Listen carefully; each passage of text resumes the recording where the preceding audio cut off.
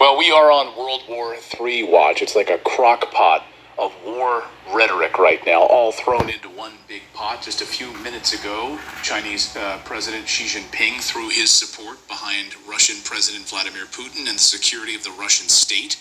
Military security for Russia. A congressional report out this morning warning that a war with Russia and China is on the horizon, and the U.S. should be prepared. Of course, we covered last night U.S. Foreign Affairs Committee, Committee Chairman Mike McCaul, authorizing President Biden to use force in a war against Iran. The Biden regime has also discussed using military force if Lebanon-based Hezbollah attacks Israel with rockets. All of these things unfolding in a World War III watch right now. We figured we'd bring in former UN weapons inspector, former U.S. Marine Scott Ritter, whose analysis on geopolitics and everything going on with these strategic war rhetoric right now is so important. Scott, welcome to the show. Thank you very much for having me. So I guess maybe we start with just a few minutes ago, Xi Jinping throwing security support behind Russia, and what does this mean with this new congressional report warning that Russia and China, a war with both of those countries simultaneously, is on the horizon? Well, first of all, let's talk about what Xi Jinping has done. China and Russia, of course, have a relationship that's superior to any treaty relationship. It's a relationship without any boundaries. This is what they've been saying. But there's been some boundaries. I mean, China has been a little bit reticent about Russia's military incursion into Ukraine. It violates China's Westphalian principles of sovereignty and things of that nature. But I think China has been compelled to reassess its posture, not by Russia's actions, but by the collective West's actions. That China now recognizes that this struggle between Russia and Ukraine isn't about Russia against Ukraine. It's about Russia against the collective West, against NATO, against the United States. And then China has to evaluate the rhetoric and the actions that have been coming out of the United States, its European allies, its Asian allies, in regard to China, the strangulation of China that they're trying to do economically and geopolitically. And China, I think, has realized that the best way to protect China is to align China militarily, from a security standpoint, with the other nation that is lined up against the same enemy set that China is facing, and that's Russia. This is a huge deal because it's not that China's military is going to be coming over the borders. I mean, I think you'll see some Chinese assistance from a material standpoint. You'll see some of this. You'll see closer cooperation between Russia and China. It won't be a one-way street. Russia has some technology it can offer China that will be devastating to America if China ever incorporates it. But more importantly, it's about the fact that Russia is no longer alone. That China now has said, we support what you're doing. We're on your side. We're on Team Putin when it comes to Ukraine, when it comes to the world, the global position. This is bad news for those in the United States who are trying to resurrect Cold War fantasies of being able to wage and win two wars simultaneously. Back when I was in the Marine Corps, we actually had a posture of fighting 2.5 wars. The way the United States was configured militarily, we could fight a war in Europe using NATO and defeat the Soviet Union. At the same time, we could fight a major war in the Pacific, probably North Korea, and defeat the North Korean Chinese threat, and still have sufficient force to engage in a smaller war, say in the Middle East, where we would fight a holding action until we won one of the two major wars and diverted the resources in to win the half war. And we had the forces to do that. We trained to do it. We were ready to do it. And thank God we never had to do it, but I think we could have done it. Today, we went from 2.5 to 2 wars. Today, we're down to literally one war, and we can't even do one more. Let's be honest. If we went to war right now in Europe against Russia, we don't have sufficient military force to prevail. We can fight a war. We can't win a war. If we went to war against China, We could fight a war, but we can't win it. And that's even if we bring the totality of our conventional strength into play. And now we're talking about doing it against both Russia and China. The costs that are going to be associated with this are phenomenal. First of all, it's going to require a massive expansion of our conventional military power. The United States Army just had a shortfall in recruiting.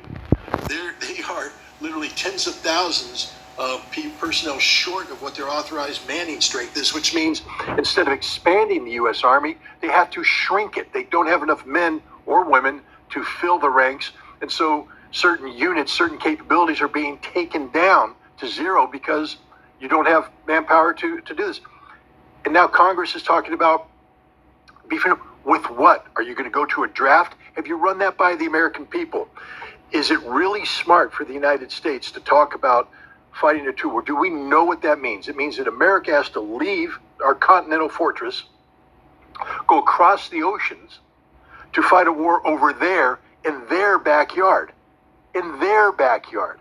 That means we're taking Russia on, in a confrontation in Europe where Russia's logistics are literally right there next to them. They're supplying themselves from interior lines of communication. We will have to extend ourselves. We don't have sufficient logistical buildup in Europe anymore.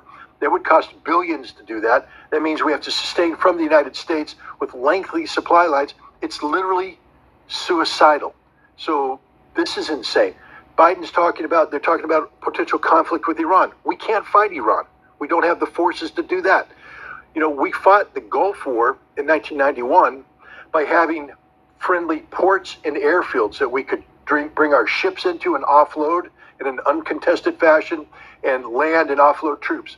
How are we going to do that in a war with Iran? They're going to blow up every port, blow up every airfield. It means now we have to do a forcible entry into an Iranian port, Chabahar, Bandar Abbas.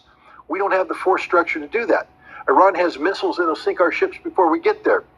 They're parking 2 aircraft carrier battle groups off the coast of Lebanon with a 2,000 man amphibious ready group to fight Hezbollah. Hezbollah's 100,000 men, highly trained, dug in to the hills of southern Lebanon who've been preparing for this fight. We have gone insane. Let me just make it very clear. America can't fight and win a war anywhere in the world right now against any power that has any military capability. We're that weak. We are literally that weak.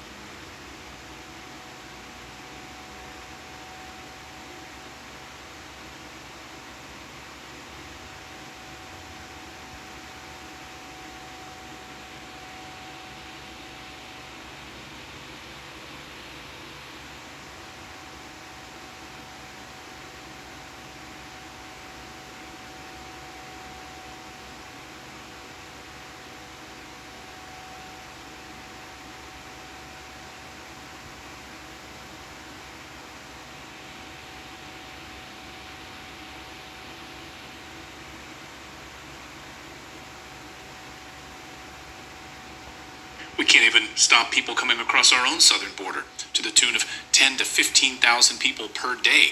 So we can really extend ourselves going all the way to China or Iran, and turning, of course, former allies, I suppose, in Saudi Arabia against us as well. The Biden administration getting the cold shoulder from Saudi Arabia. But the Biden administration seems keen on raising another $100 billion for the war in Ukraine and to funnel money into Israel. Over the past 24 hours, Zelensky on the Ukrainian side has said, see, all of these long-range weapons you've sent us have worked. We now took down 8 Russian helicopters, so keep sending us money. And the Biden administration seems keen on doing that. Where is this money going to go? What is it going to be used for in Ukraine? Hasn't this been finished now? Are we done here?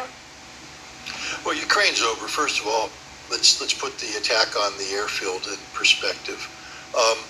Ukraine fired, I believe, a total of 7 ATACMS and the cluster bomb munition variant of the HIMARS. 5 of them were shot down by the Russians. This is the Russians' first look at this weapon system, meaning that their air defense wasn't configured to defeat this weapon system, but they shot down 5. The 2 that hit didn't get direct hits. They damaged 2 helicopters. They destroyed 2 helicopters. They damaged 7. Those 7 will be brought back into working order. So basically, Ukraine launched a surprise attack using their Miracle weapon, and they destroyed 2 helicopters. Russia now has the radar tracked, has all the technical data they need on this, the guidance system. Ukraine will never get a chance like it had. This was supposed to be a massive blow, a surprise attack that would annihilate a Russian airfield. It was a surprise attack. Russia shot down the vast majority of the missiles. The 2 that hit did not deliver a knockout blow, and they will never get this surprise opportunity again. That's it for ATACMS. So we shouldn't be talking about ATACMS anymore. They used it. It didn't do what it was supposed to do. It's done. What else do we have up our sleeves to give? This is it. F-16s now? But remember, those are old aircraft. Nobody's talking about F-16s anymore. The ATACMS was the miracle weapon. It was the one everybody said we had to give to Ukraine to level the battlefield. We gave it to them. They used it. It isn't much. I told everybody that. It's not that good of a weapon system. And used against the Russians, it won't be any good. Now the Russians have built up a threat model. They're going to reconfigure their air defense, tinker it, and it's going to get shot down every time it's fired. Ukraine's got nothing left. Their strategic reserves are empty. They're fighting a series of battles on the front line right now where the operational tempo is dictated by Russia. Ukraine, whatever's left of the Ukrainian army is dying. They have nothing to replace it. Russia's taken over the initiative across the line of contact. It's all over but the screaming and the shouting of dead Ukrainians. And I don't mean to be too callous on it, but this is what it's about. It's about dead Ukrainians. The longer this goes on, the more Ukrainians are going to die, and the more territory Ukraine's going to lose. Right now, Russia has initiated offensive operations in the Kupiansk area in the northern part of the line of contact. What's important about that? And again, this is something that most Westerners don't get. They don't understand. Russia kept that sector of the battlefield quiet. Why? Because it's on Ukrainian soil. Russia has always said, we're going to give this back to you when this war is done. We don't want to occupy Ukraine, but we have to maintain this so that we protect our defensive positions in Lugansk, south of that. But they didn't go on the offensive there for the longest time. They have now. What does that mean? See, some people don't understand that when the Russians make a decision to go on the offensive on Ukrainian soil, it means they're now going to own that soil. They're never giving it back. Kharkov is goodbye. Russia will take Kharkov now. And once Russia gobbles up Kharkov, they're going to gobble up everything else. Ukraine just made a fatal mistake and they don't even know it. Zelensky, if you're watching, please listen to me. You just lost Kharkov. You just lost Kharkov. If you continue, you will lose Dnipropetrovsk. If you continue, you will lose Mykolaiv. You will lose Odessa. It's over. Save your country. Stop the fighting. But they don't get it. And nobody in the West gets it either. When I say this to Western analysts, they go, Scott, that's just Russian propaganda. Oh, no, it's real. It's what the Russians do. They're very honest and sincere. Remember, they're the ones that gave Kiev back to the Ukrainians. Ukraine didn't recapture it. The Russians had fought the Ukrainians to a standstill. They had the operational initiative, but Russia wanted to end the war back in March, April of last year. Russia voluntarily turned over this territory. And Russia was going to turn over all the territory of Ukraine. But the West wouldn't allow Zelensky to pursue peace. Now Zelensky's lost everything, and he's going to lose more. And they don't seem to understand that. So now Ukraine has basically turned into what we all thought it would become, which is basically an aircraft carrier for NATO. I suppose that's the future of what the rest of Ukraine will look like. Is that what we're going to see in Israel now? That this will be a staging ground for this larger regional Middle East war right now? I mean, when Biden leaves, of course, the rumblings are nothing's going to happen, no major offensive is going to happen till President Biden leaves Israel, and then all hell is going to break loose. How do you see this unfolding over the next 24, 48 hours? Look, the Israelis right now are scared to death. Scared to death. They mobilized 360,000 reservists. Let's just put this in perspective. The vast majority of these people did their 2.5 years military service. The Israeli army's not very good. They have some units that are very capable, some of their special forces units, some of their specialized units. They have some technical units that are very good, but the mainstay, the infantry units, the armor units, they're not very good.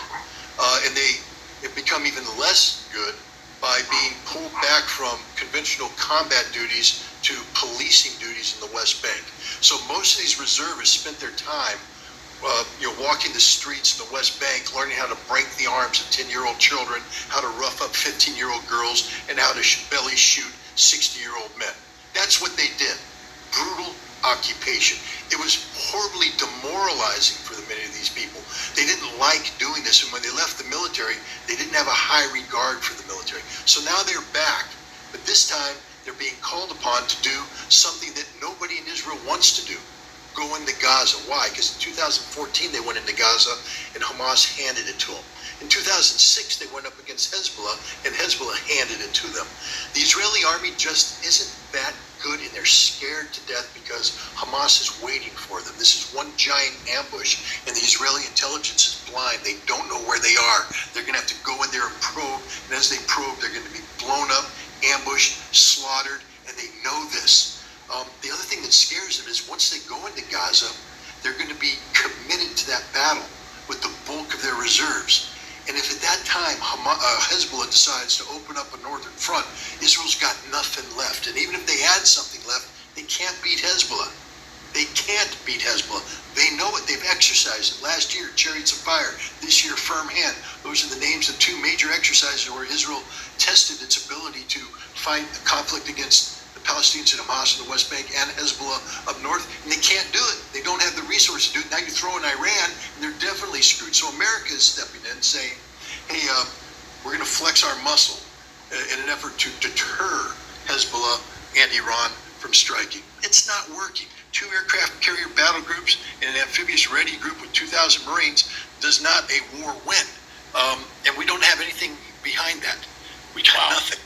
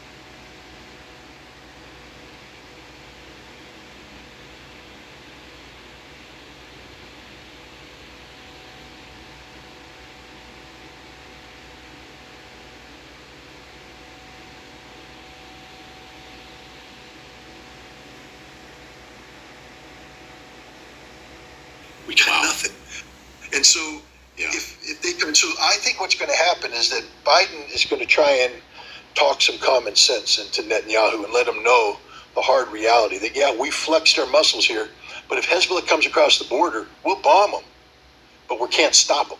It's up to you, and if you can't stop them, you're screwed. And so you might want to think about coming up with a different solution than the one you're picking right now, a full-faced invasion. There's a lot of things go behind the scenes. The Israelis aren't as good as everybody thinks they are. They're very scared. Netanyahu is very weak. Remember how weak he was moving into this before the Hamas invasion. He was getting ready to collapse because of what he was doing with the judiciary and the reform, the rewriting of basic law. Hundreds of thousands of Israelis were in the streets. It's gotten worse for him because everybody's blaming. He was Mr. Security. I will protect you. I am the man. And look what happened.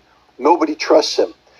There's a lot of Israeli talk going on, a lot of hot air coming out of the mouthpieces of Netanyahu's minions. None of it's backed up by reality. And the fact is, Israel's extraordinarily weak, extraordinarily exposed, extraordinarily scared, and America doesn't have a solution for them. And I guess is the template to look at what would happen to Israel, just look at Ukraine? It would be worse than that because Ukrainians right now don't have a place to run to. Millions of Israelis have dual citizenship, and they'll just leave Israel. I mean, that's the death of Israel. Every Israeli I've talked to said, we can't, this happened in 1991 when the Iraqi Scuds came in. One of the big things they were saying is it's not so much the damage, physical damage that the Iraqi Scuds are doing, it's the emotional and psychological damage it's doing to Israelis. If we can't get the European Jews and the American Jews to want to come here and stay here, it's over for the Israeli experiment. And if Hezbollah can come in and threaten northern Israel, if Hamas can continue to threaten, it's over. People will flee. Millions of people will leave and they will never come back, and that's it for Israel. So I think right now Israel's in a very difficult situation where the Israeli experiment has been shown to be a failure, and now the question is, how do you get out of this? They're going to have to come up with a solution for Palestine, one that's acceptable to the Palestinians. And Israel no longer has the superior position where they get to dictate outcomes. They're actually going to have to negotiate. And this is where the United States could be of great benefit. But we can't because we continually shoot ourselves in the foot by opening our mouths and threatening war with people when we can't beat them. Well said. Well, President Biden, we'll see how long he stays there. A bunch of meetings, of course, in the Middle East have been canceled in Jordan and Saudi Arabia, so maybe his trip will be a little bit shorter. We'll be watching this very closely over the next 48 hours. Scott Ritter, as always, it's a pleasure having you here on the show. Your analysis is second to none. We really, really appreciate it. And thanks for your great thoughts here. We appreciate it. Thank you very much. Thank you so much.